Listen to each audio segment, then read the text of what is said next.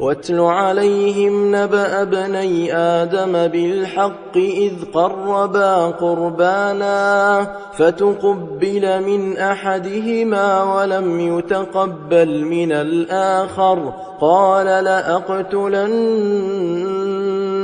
قال إنما يتقبل الله من المتقين لئن بسطت إلي يدك لتقتلني ما أنا بباسط يدي إليك لأقتلك إني أخاف الله رب العالمين إني أريد أن تبوء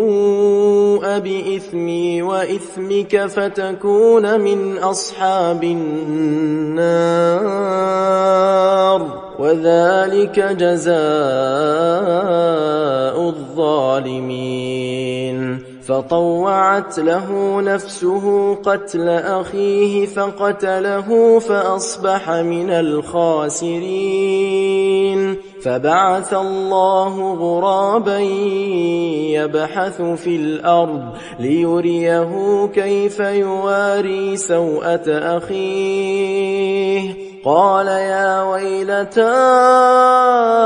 أعجزت أن أكون مثل هذا الغراب فأواري سوءة أخي فأصبح من النادمين من أجل ذلك كتبنا على بني إسرائيل أنه من قتل نفسا بغير نفس أو فساد في الأرض فكأنما قتل الناس جميعا ومن أحياها فكأنما أحيا الناس جميعا ولقد جاءتهم رسلنا بالبينات ثم إن كثيرا